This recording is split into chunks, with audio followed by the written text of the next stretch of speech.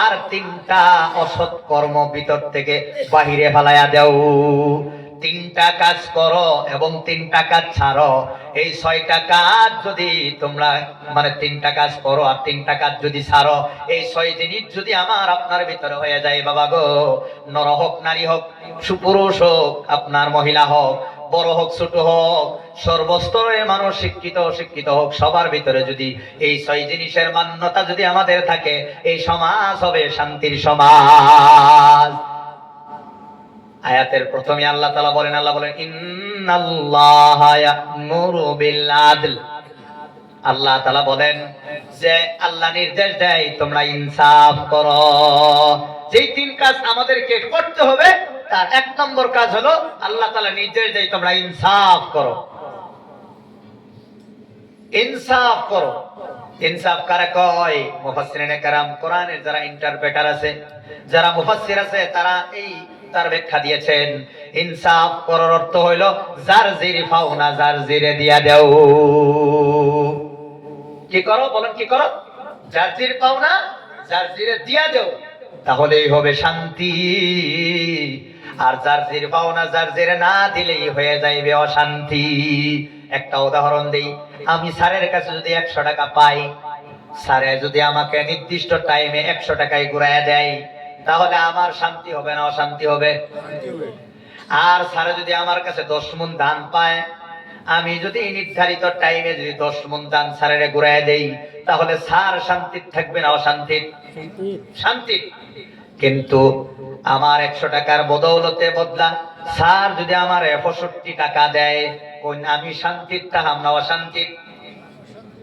আর স্যারের 10 মণ দানের জায়গা যদি আমি 3.5 মণ দেই, কোন স্যার শান্তির থাকবো না অশান্তির? সাধারণ অশান্তির না সিরিয়াস অশান্তির? তাহলে কোন সমাজের মধ্যে শান্তি হয়? এই যে বাবা, এই যে বাবা, এই যে একটু এবার একটু আয়ো, তুমি আয়ো বাবা, আয়ো। ঠিক গো, দয়া করে আমার বাইটার লই আও, হেওয়াজ করবো, আমি যেতেছি কেন লই এনে না, কমিটির মানুষ কাটা আছেন লই। কি গো, খারাপ হইতেছেন কি? স্কুলে এই যে স্যারে ক্লাস করায় যে গাই, জীবনে কোন একটা ছাত্র ক্লাস আরম্ভ হওয়ার পরে না কইয়া যাওয়ার স্যার রেকর্ড আছে কি? একটা ছাত্র না কইয়া যায় কি ক্লাস আরম্ভ হওয়ার পরে? যায় না। তাহলে বাবা কপালে যে অশান্তি, এই জন্য তো অশান্তি। ইসলাম মানে শান্তি। না মানলে না মানলে এই যে এত সুন্দর করে বুঝাইয়া কইলাম যে যাইবার হলে ইজাজত লইয়া যাইও। আমার ভাইরা ইজাজত লইয়া গেছে না গাওরামি করে গেছে? কই এই জন্য আমার বাবার আমার ভাইরা, যার জির পাওনা যার জিরে দিয়া দাও, তাইলেই হবে শান্তি। এখন প্রশ্ন হইল, অনেক মানুষে কয় হুজুর আমার কাছে কেউ 1 টাকাও পায় না, আমার কাছে কারো পাওনা নাই। পাওনা বলে নাই, তাহলে একটু ব্যাখ্যা করে শুনবেন। কি পাওনা আছে না নাই? খুব ভালো করে শুনবেন। তুমি যদি আল্লাহর বান্দা হয়ে থাকো, আল্লাহর পাওনা আছে তোমার কাছে। তুমি যদি নবীর উম্মত হয়ে থাকো, নবীর পাওনা আছে তোমার কাছে। তুমি যদি বাবা হয়ে থাকো, ছেলে মেয়ের পাওনা আছে তোমার কাছে। তুমি যদি ছেলে মেয়ে হয়ে থাকো, মা বাবার পাওনা আছে তোমার কাছে। তুমি যদি স্বামী হও, স্ত্রীর পাওনা আছে তোমার কাছে। তুমি যদি স্ত্রী হও, স্বামীর পাওনা আছে তোমার কাছে। তুমি যদি শিক্ষক হও, তাহলে ছাত্র ছাত্রীদের পাওনা আছে তোমার কাছে। তুমি যদি ছাত্র ছাত্রী হও, শিক্ষকের পাওনা আছে তোমার কাছে। তুমি যদি ইমাম হও, মুক্তাদিগণের পাওনা আছে তোমার কাছে। তুমি যদি মুক্তাদি হও, তাহলে ইমামগণের পাওনা আছে তোমার কাছে। তুমি যদি ভাই হও, বোনের পাওনা আছে তোমার কাছে। তুমি যদি বোন হও, তাহলে ভাইয়েরও পাওনা আছে তোমার কাছে। তুমি যদি সরকার হও, জনগণের পাওনা আছে তোমার কাছে। তুমি যদি জনগণ হও, তাহলে সরকারেরও পাওনা আছে তোমার কাছে। তুমি যদি পীর হও, মুরিদেরও পাওনা আছে তোমার কাছে। তুমি যদি মুরিদ হও, তাহলে ইমামেরও পাওনা আছে তোমার কাছে। তুমি যদি মানুষ হও, জীব জানোয়ারের পাওনা আছে তোমার কাছে। তুমি যদি মানুষ হও, তাহলে ফেরেশতাগণের পাওনা আছে তোমার কাছে। তুমি যদি ধনী হও, গরিবের পাওনা আছে তোমার কাছে। তুমি যদি গরিব হও, তাহলে ধনীরও পাওনা আছে তোমার কাছে। তুমি যদি সুস্থ হও, অসুস্থদের পাওনা আছে তোমার কাছে। তুমি যদি অসুস্থ হও, তাহলে সুস্থদেরও পাওনা আছে তোমার কাছে। যার জির পাওনা দিলেই শান্তি, না দিলেই অহন কোন ভাওনা বলে নাই। যে ভাওনা গুলা কইলাম এক একটা, এই ভাওনা গুলা টেম্পোরারি না পার্মানেন্ট? বাবা কোন টেম্পোরারি না পার্মানেন্ট?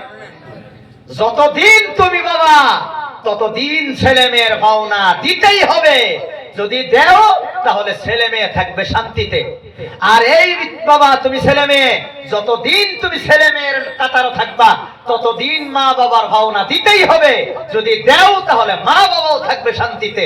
একটু উল্টা পাল্টা হইলেই এইদিকে তোমারও শান্তি অশান্তি এবং তোমার মা বাবার হবে অশান্তি। কথা ঠিক না বেঠিক? এই জন্য আল্লাহ তাআলা বলেন যার দিলে পাওনা যার দিলে দিয়া যাও, দিলেই পাইবা শান্তি, না দিলেই হইবে অশান্তি। তবে আর একটা কথা খুব ভালো করে বুঝবেন, সর্বপ্রথম কার কাছে কার পাওনা জানার দরকার আছে না নাই? সর্বপ্রথম কার কাছে কার পাওনা?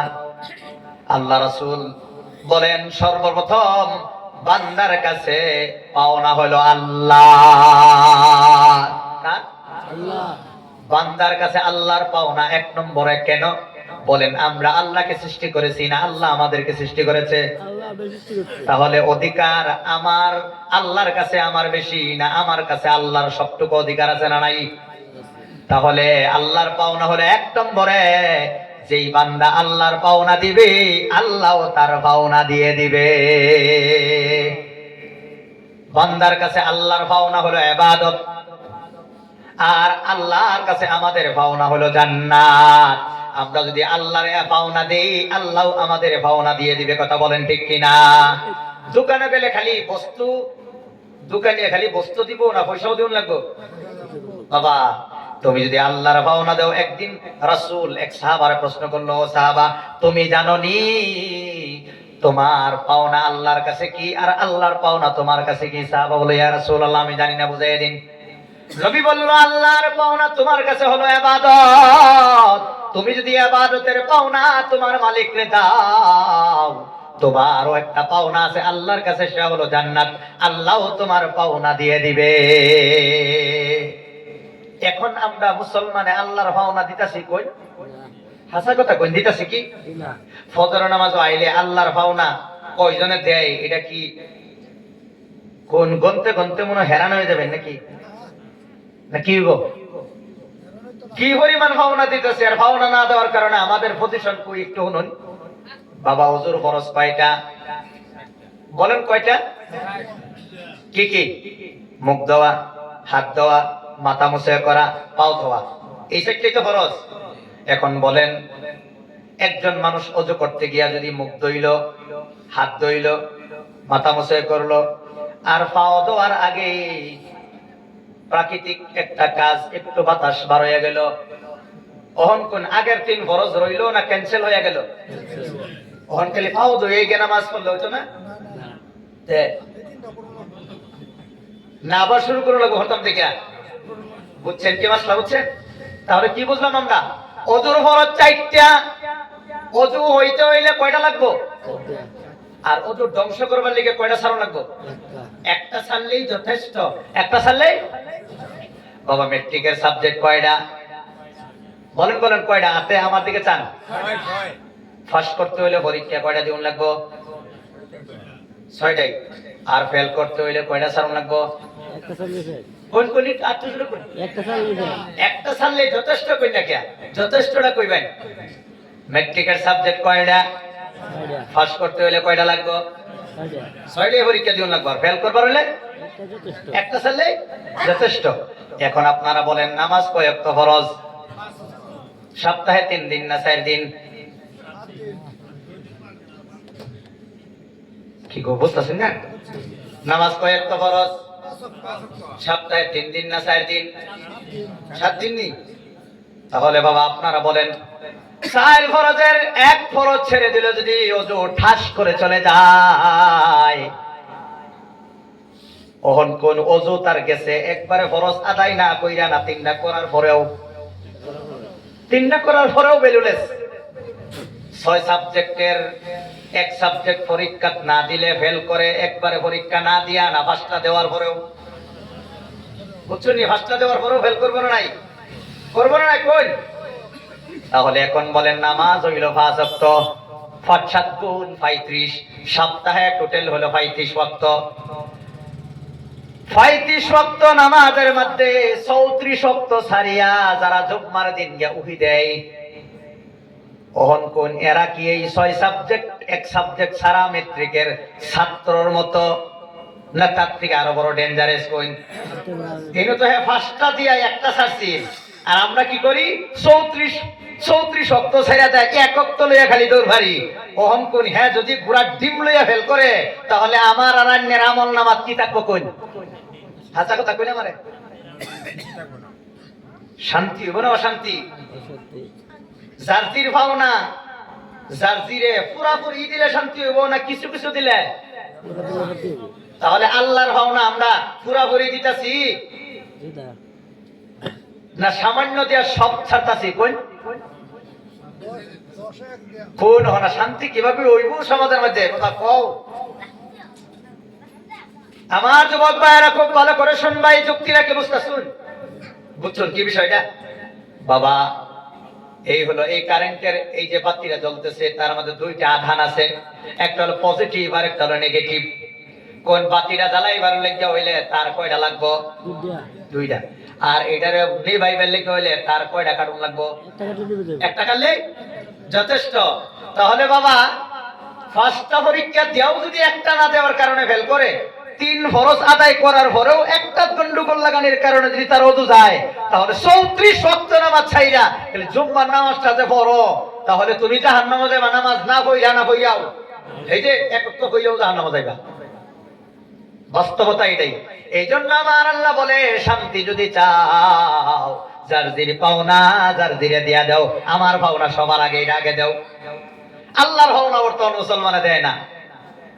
আমার রাসূল জীবনে এক ওয়াক্ত নামাজ ছাড়ছে কই?